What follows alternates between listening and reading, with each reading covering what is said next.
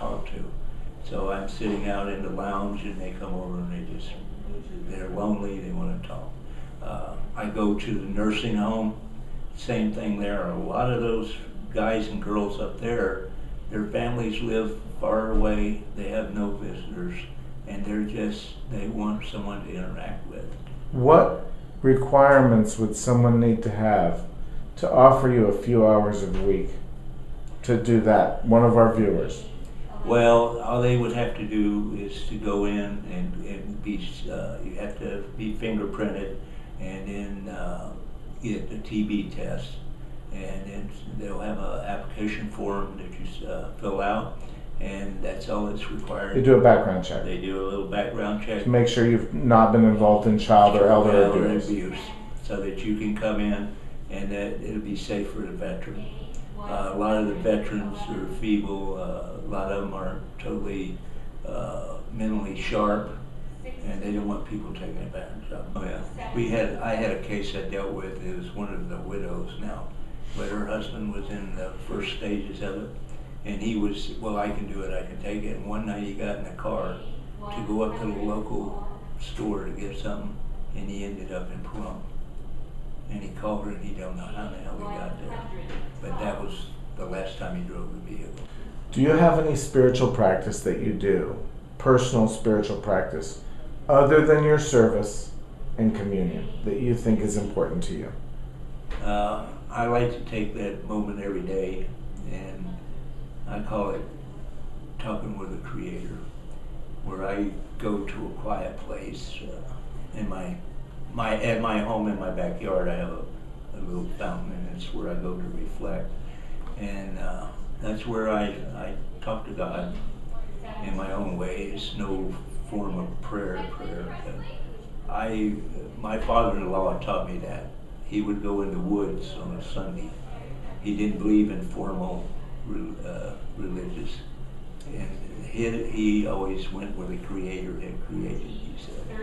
But that's my moment where I thank God for everything He's given me first off, and then I ask for Him to help certain people that I know need help, and that's my time for reflection. One of our viewers either didn't grow up with a faith-based family, or they had some traumatic experience involved in that, and they've rejected either their own faith or all faith in general. Right. And but they hear what you just said, and it seems like an attractive thing to them. Can you give us a suggestion of a beginner, an easy, non-threatening spiritual practice that a beginner could take? I would think for a beginner, if you could find that time in your day where you could get away from the hustle and bustle of life, the TV, the radio, The telephone. going off, and just for 15 minutes, just go and relax and concentrate on the good things for the day. And when you think you've got it bad, just look next door, and it could be worse. Like the old saying, I used to think it was bad because I had no shoes until I met a man with no feet. There it is. I've got a neighbor that's dying right now from cancer, and he's in the last stages, and it amazes me how he's taking it, and that he tells me, he says, I just wish God would come and get me. He says, I don't know why he's waiting. But, you know, when I hurt and everything, I think you could be him. So. Let's take the same question. Okay. Only instead of a spiritual practice, let's apply it to service. There's someone out there who's never been of service to anything other than themselves and their own narrow interests. Right. But they heard what you said about how it feels to just to sit with and chat with some guy who's feeling lonely or whatever. And they'd like an easy, non-threatening, not difficult way to be of service. Something to get their toes wet. Do you have something you could suggest?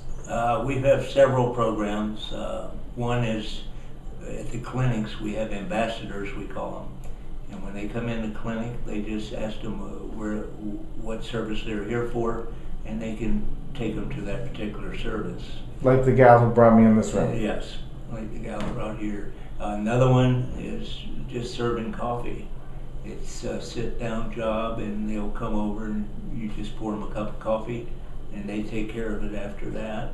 And we have automatic brewing machines, but you interact with people there too, because they'll ask you how the day's going. And if somebody wanted to give you 1 hour, one time, you'd be glad for that. Yes, we would. We take any amount of time that you're willing to volunteer, be it 1 hour or 8 hours. That's 1 hour that will help us in the long run. If you knew that you could not fail in your next effort, what would you attempt? What would I attempt? I would attempt to be able to enlarge our food program and get a larger building that we could serve more people, and to include a clothing and shoe program in that area. And to build those to the size that you just had in your mind when you were describing that to me, Right. how much money is the primary obstacle? Is that correct? Money's primary obstacle. How much money? Probably to get that going would be in the range of $100,000. So it's not really that much money. No, but to us it's a great amount. And to be able to sustain the property after we got it, that's the other. Would be an additional. Probably we could keep it within $5,000 a month by conserving electricity and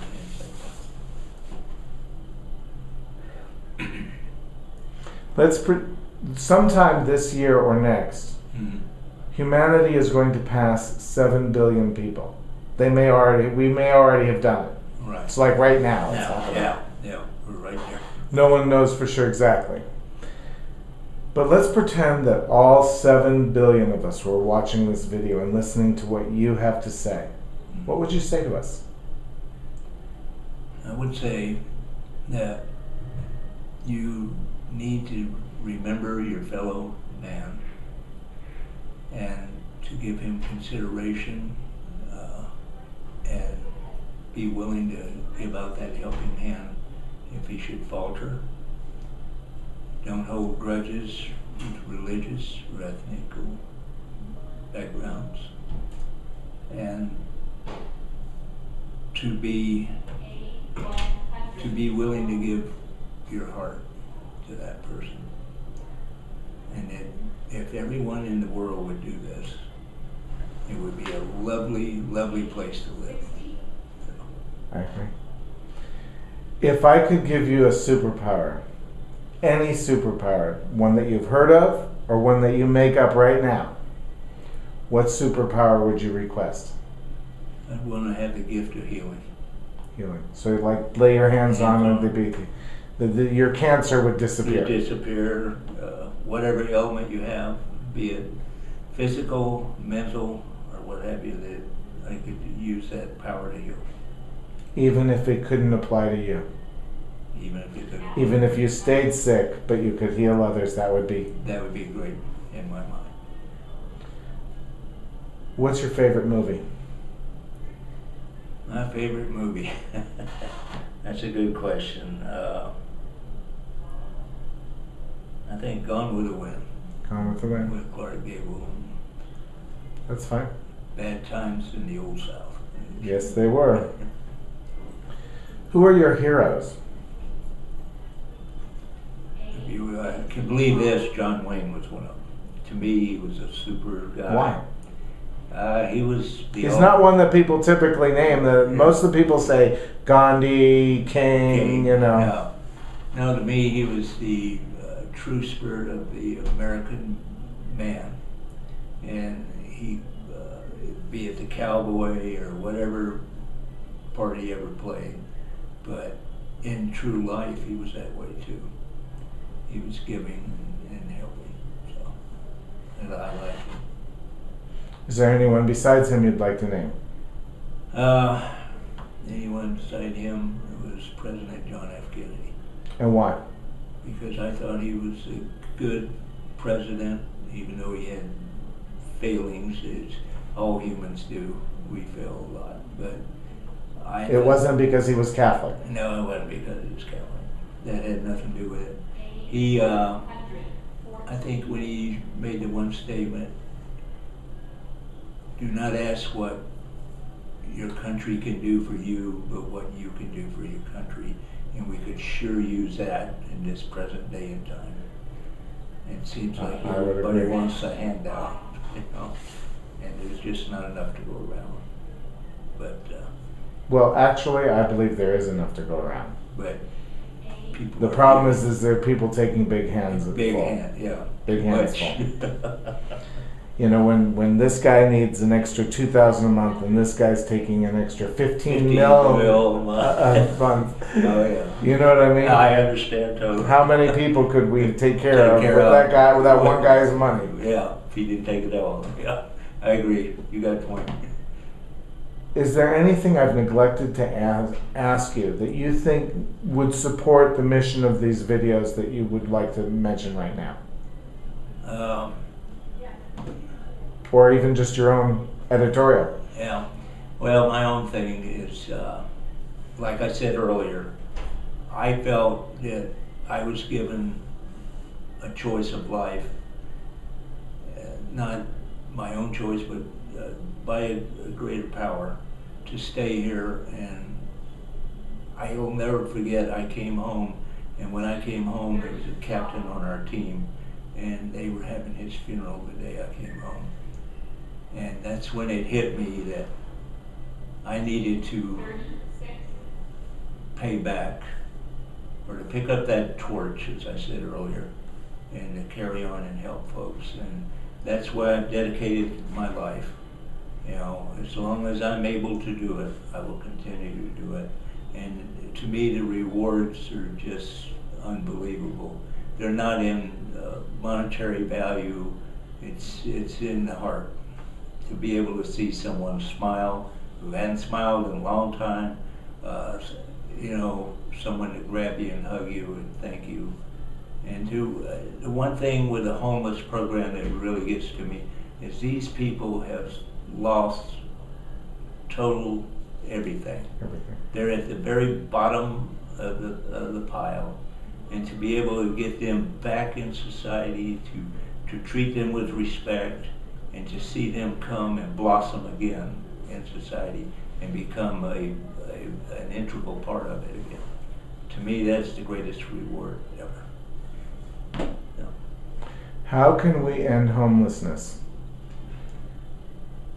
I don't know if we're ever going to end it totally, but So, except for the fringes, how could we end homelessness? I think by being inventive in programs such as the ones that we've established with assistance, to provide that assistance before they've gone past that line and become homeless. It's more expensive to bring someone back than to keep them from falling off the edge. Off the edge, very much so.